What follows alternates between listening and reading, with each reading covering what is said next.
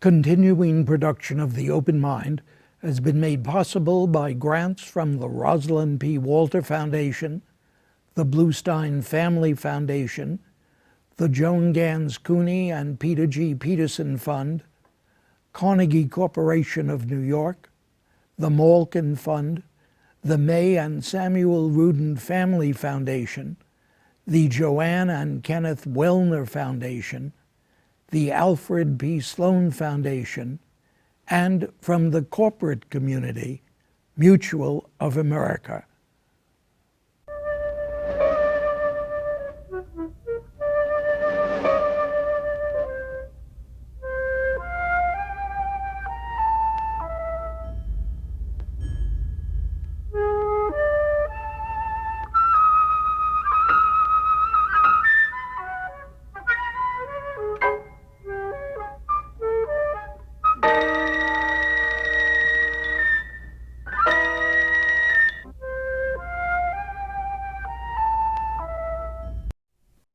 I'm Richard Heffner, your host on The Open Mind, and my guest once again today is Sam Tanenhaus, distinguished editor of the Sunday New York Times Book Review and historian biographer of American conservatism, particularly much so in the persons of Whittaker Chambers and William F. Buckley.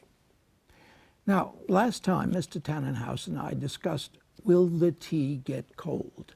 That's the title the New York Review of Books had just given to a collective review he had written for it of several recent volumes about today's arch-conservative Tea Party. Now my guest has followed up in the New York Review with comments about Jeffrey Cabaservis's Rule and Ruin, the downfall of moderation and the destruction of the Republican Party from Eisenhower to the Tea Party. And of course, everyone's talking or writing about Norman Ornstein and Thomas Mann's new book, It's Even Worse Than It Looks: How the American Constitutional System Collided with the New Politics of Extremism, which these generally moderate commentators summed up in the Washington Post the other week in a piece titled, Let's Just Say It, The Republicans Are the Problem. Also, Nobel Prize-winning economist Paul Krugman writes in the New York Times about plutocracy, paralysis, perplexity, to which he might have added partisanship, as he concludes that America's real structural problem is in our political system, which has been warped and paralyzed by the power of a small, wealthy minority. So that one just might apocalyptically conclude, the end is here. Indeed, I wonder if my guest Sam Tanenhaus thinks that about our political system. Well, I don't know if we're touching apocalyptic, as one of my former teachers, Harold Bloom, might say, but no, these are very, very difficult times. I think these are all very smart people you're invoking, including my colleague Paul Krugman, who's a brilliant economist.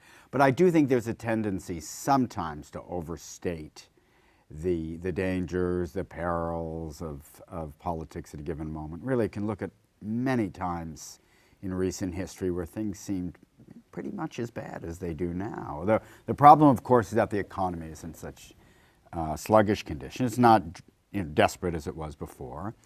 And it looks as if the system were not so deadlocked, we could do a lot more about it. And I sympathize with all these critics who point to that. I think they're right. Well, I'm glad to hear my friend Sam Tanenhaus is sort of saying, take it easy, take it easy. Well, here's the thing that concerns me a little bit, Dick, about some of the discussions of politics, and look, some would implicate me, I'm writing about the conservative movement as well, is I think when you're in a big, complex, diverse democracy like ours, it's a mistake to try to either impute motives to voters or assume they're not voting for the people they mean to vote for, or that they don't understand what's really going on, or that they're being hoodwinked and deceived. I think there's a little bit of that in some of the conversation. I think you get in a difficult position when you talk about a democratic nation like ours in that way, because then you're really asking a different set of questions that have to really go to the basis of democracy itself and how it works. And I think if we dial back a little bit, as they say, and take a more measured view, it might not look so desperate. For instance, whatever his weaknesses, and I think we've seen many of them exhibited, Mitt Romney, by far the most moderate figure in the Republican field, easily got the nomination. I mean, you have to ask why that is. If it's a time of just extremists and of intense partisans and ideologues, why on earth does someone who, if you just look at his record, forget about the rhetoric of the campaign, which always tends to be exaggerated, if you look at his record, his 4 years in Massachusetts, this could be the most moderate Republican nominated in 40 years or more. Are you prophesying? No. Shall I mark that down to your saying, wait until he's president and you'll see that he's a moderate? I don't know. That's the big question with him, of course. And it's an interesting debate. One side of the argument says he will inescapably be captive to the hard ideologues in his party. And I agree, by the way, with the commentators you mentioned before, who say we've reached a point where one of the parties, the Republican Party in particular, the House of Representatives, does really seem to be dominated by a core of people whose beliefs are kind of outside the mainstream. And we know, because of the way our system was created, with its checks and balances and all the brakes you can put on legislation and the rest, that they can really slow things down. So is Mitt Romney going to be captive for them? Yeah, it's possible he would be. Well, you make me think of an important question to put to you, this question of structure. You're an historian, you're the biographer of men who were very important in terms of understanding, analyzing, and understanding our political structure. Do you think it holds up now, today, as you look around the world and as you look at us, government that can be deadlocked as severely as ours has been? That's a really, really big question. I don't know if I'm smart enough to answer it. Here's the thing. Somebody comes along with an inventive piece of legislation and is able to sell it in the way that a Lyndon Johnson could, and early on Barack Obama could. We forget those comparisons in his first months to Franklin Roosevelt when Obama took office, and it does seem that, then it seems to work. I think what the big change, and I've written about this, others have too, is the use of the filibuster.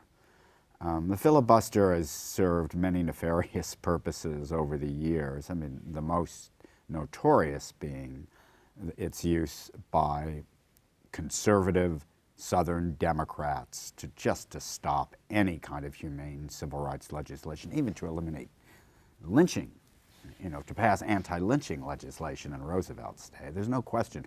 But a change happened with Bill Clinton, and I've written about this, where the filibuster was actually became just a standard form of legislative gridlock.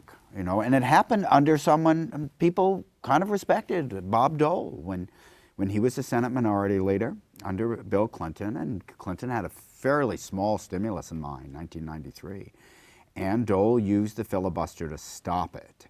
And that wasn't something that had happened before, where you just stopped a president from enacting his normal legislative agenda by gathering up these numbers. And that happened again. It almost happened to Obama in the very first months of his administration. He was only able to get the legislation through because he had so-called supermajorities in both houses, which he now no longer has.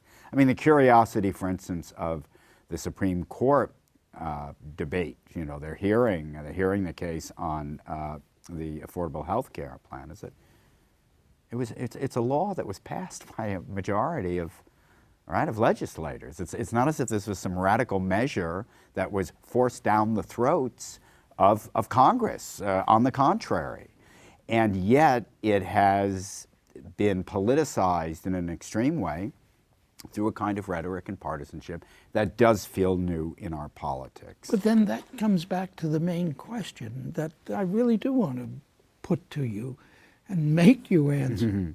And that is, have the events of the last 2 decades, you go back to Bill Clinton and Bob Dole, but we've seen this continuing. We've seen this developing. We've seen what you shrug your shoulders at or look askance at and say, how could this be? Bills passed by a majority, et cetera, et cetera. We are where we are now. It doesn't seem to be much of a chance that we're going to move back, does there? Even if the parties change parties in the little dance they do. Move back to what, Dick? Move back to a more civilized kind of governmental structure. No, we've always had the structure, but a governmental process. Well, what we've lost, and you know this very well, and we've talked about it, is the idea of political consensus. Yeah. And consensus is a term that's sometimes misunderstood. It doesn't mean everybody agrees about everything. It does mean they agree about what the big questions are. And I think this is one of the surprises, or one of the really dismaying changes in our politics, that a very good political thinker, Michael Lind, pointed out, I think as long ago as 1994 or 1995, that many on the right, including intellectuals, seemed to think that there were no serious problems at all that should be addressed by government.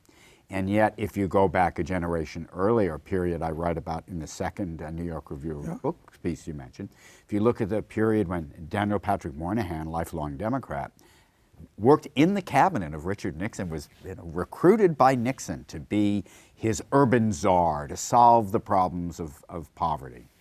And they came up with a hugely ambitious program that was defeated. And I have to be very clear about this. Both Democrats and Republicans, for different reasons, rejected the program. But what's interesting is when Moynihan wrote about it in several pieces that ran in the New Yorker and then were really serialized from a book, Politics of Guaranteed Income, Moynihan made it clear that when he presented his program, the Family Assistance Plan, which was essentially a guaranteed income to the poor, everyone would be given money to do with. It was based on the economics of quite conservative thinker Milton Friedman, that this would be a way to rescue the nation, or the poor, the underclass as some called it, from dependency. That was Moynihan's big word, which then filtered into the culture. Well, when he first presented the plan to powerful legislators in Congress, people like Wilbur Mills, remember him, before his scandals, it was actually quite a brilliant and respected legislator, and the chairman of the House Ways and Means Committee. The question was, well, we know poverty is a problem, but is your solution going to work? And now you think the answer would be Mitt Romney's, well, what poverty?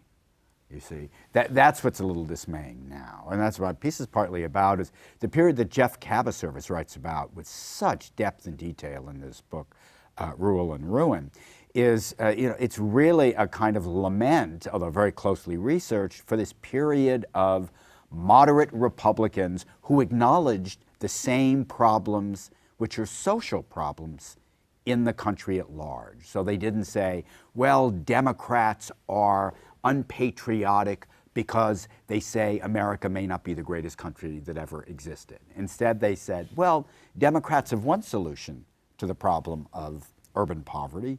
Here's ours that we think is better. The consensus came when everybody agreed that was a real problem. Now we've gotten to the point, I think this is one of the surprises in the primaries, where even those basic questions were kind of taken off the table and substituted with others. Rick Santorum's campaign about separation of church and state and the evils of liberal college professors, all these cultural issues that don't address in any way the concrete problems much of the country is facing and concerned about. And that, oddly enough, although reassuringly, polls seem to indicate they really do want solved. That somehow all that got removed, and we've had a primary season so far just strikingly devoid of real policy discussion. because there seems to be a premise just going into this election that even the idea that you think government might be able to solve a problem already brands you as a socialist or a leftist of some kind. So it has poisoned the conversation, no question about it. Well, that's what your more recent review is about the downfall of moderation. Do you think he was right in picking the Republican Party as? Yes, well, I think there's pretty good evidence. A colleague of mine at the Times, Thomas Edsel, has written about this, that yes, you can say, and this is what Norm Ornstein's getting at, too. It's important, remember, Norm Ornstein is at the American Enterprise Institute. One of the most respected and most conservative think tanks in Washington. And what does he say? He says, well, if you look closely at the two parties, the Democrats are really not so different from what they've been for quite some time now in the kinds of programs and policies they favor. It's the Republicans who've moved in a more extreme direction. Why? Because the Republican Party is dominated by a movement. This is what my last book, The Death of Conservatism, was about. It was about how ideological conservatism, movement conservatism, became the engine of the Republican Party. And Cabot Service writes about it in much greater depth and detail, that there was a kind of fratricidal war fought within the Republican Party. And the moderates and the liberals, and I think there's a regional and sectional component to this. The Northeasterners, the Rust Belt legislators were either marginalized or actually purged, we might say, from the Republican Party. So what you have is a party that's much narrower in its ideological interests and thrust. And that doesn't work so well in a two-party system. There's an irony to this, by the way, because back in the day, political scientists, back in the 1950s, the height of consensus, political scientists like James McGregor Burns actually wanted the parties to be more ideological because he interpreted it in the opposite way from what ended up being our political reality, which is to say he predicted that we would have parties that were more ideological, but he didn't realize it would be the extremists who would take over. He thought the extremists would be purged. That's why he would come to this table and argue for that development, and I would say look out for what you're wishing for. And I don't know what Jim feels about that at this very moment. He's amazingly still with us. Right? Oh, I know that. And very vital and active. He wrote an important book recently about the Supreme Court. I don't like the way you say in his 90s. Come on. No, I say that with admiration and aspirations of my own. Well, here's another thing too, Dick. If you remember one of the famous essays Professor Burns wrote, it was in the New York Times Sunday magazine, 1956, I think, when he introduced this argument. I think it's called Whose Party Is It? I think was the title of the article. He began with an anecdote he'd been told about his biographical subject, Franklin Delano Roosevelt. That in 1944, Roosevelt had said in a conversation with Judge Samuel Rosenman, one of his intimates, he said, Wendell Willkie and I are, talking about this, that maybe what we need is two parties, a liberal party and a conservative party, right? And the liberal party would be composed of really the northern and western states and some of those around the Great Lakes. And the conservative party would be those southern Democrats who were getting in FDR's way, and the isolationists in the plain states in the Midwest. And he saw very accurately how the country was moving.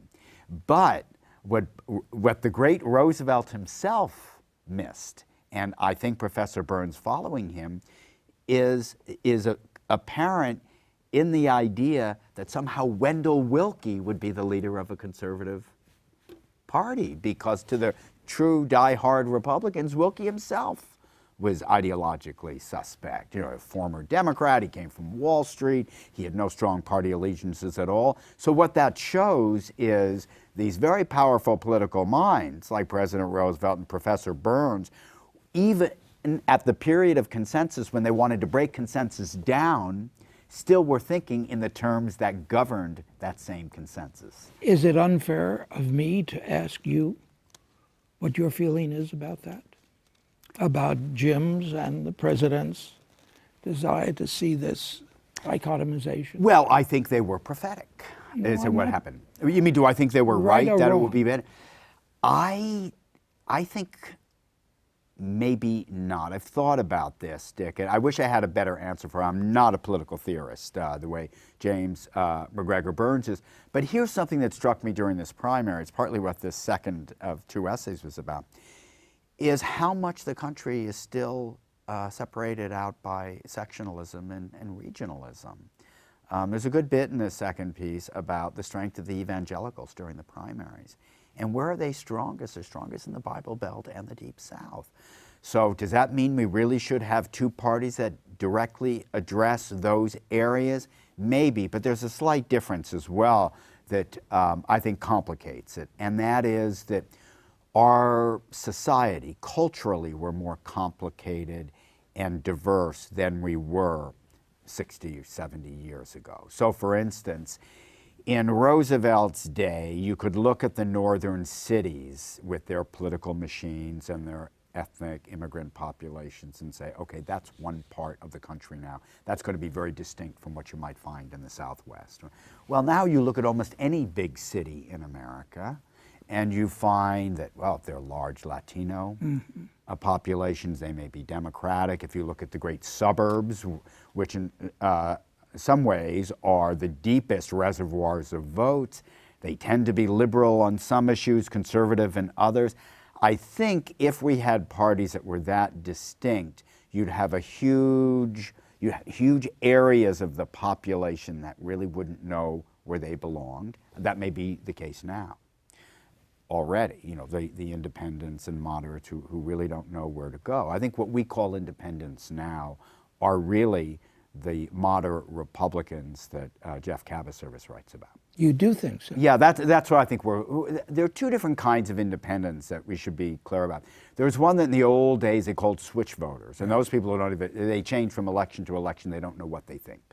These are the ones that if a poll is given, won't know they won't be able to say what state Mitt Romney was governor of, for instance. They're not really paying attention. Then you have the independent voters who are really in the middle somewhere, looking at both parties or both candidates in a presidential election and saying, well, which one is more likely to solve the problems we have? Who seems to have better judgment? Who seems to have, you know, better executive material? Who's more likely to break down partisan barriers and divides? Who speaks in a way that connects with me? These are very serious-minded centrist voters. I think a lot of them were comfortable voting for Republicans, probably through the administration of George Bush. That's when a lot of them broke away. Those were a lot of the voters that the Democrats attracted in 2006 in the congressional elections, that President Obama attracted again in 2008. 2010, hard to say, very low voter turnout, but he probably lost some of them. They're the voters he's trying to bring back now. They are probably party-less, and that may be a new thing in our politics. I don't know how many there are, but the number, don't you think, seems pretty high.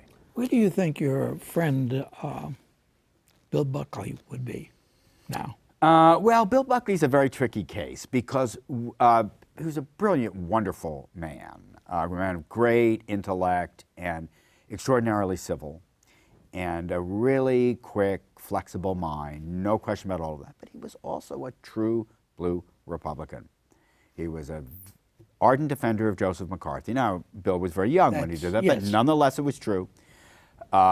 He and National Review, his magazine, I've just been looking at some of this material recently, were very staunchly segregationist in the 1950s. It was not just a matter of states' rights. That was the argument they made. They were segregationists. They supported that, you know, what was called massive resistance to the Supreme Court decision in Brown and to some of, you know, the Little Rock incident where President Eisenhower sent troops, federal guards, and National Guard. They were, you know, ferociously criticized that. And in the pages of the magazine were arguments, interviews with Senator Richard Russell from Georgia, who said that integrating schools is a step toward miscegenation. I mean, this was published in the magazine. Now, those were ideas, or sentiments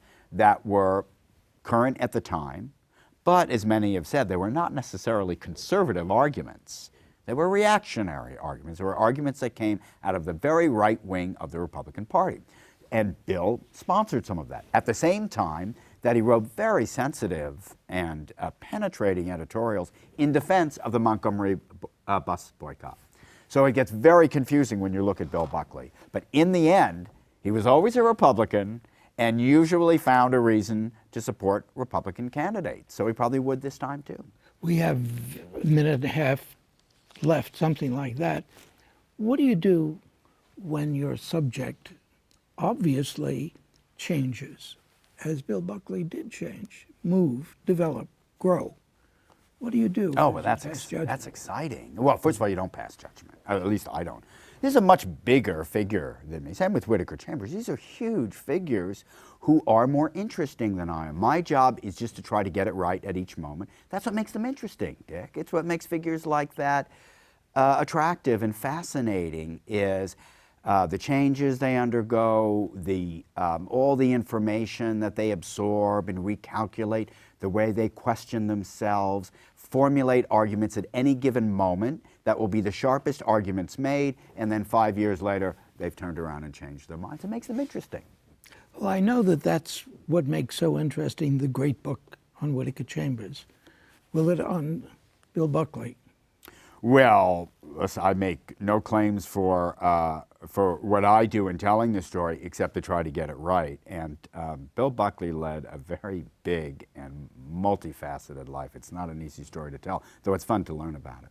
That's the point at which I say thanks very much for joining me today, Sam Tanenhaus. Always a pleasure, Dick.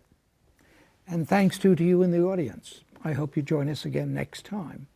Meanwhile, as another old friend used to say, good night and good luck. And do visit the Open Mind website at 13.org/openmind to reprise this program online right now, or to draw upon our archive of 1,500 or so other Open Mind and related programs. That's 13.org/openmind.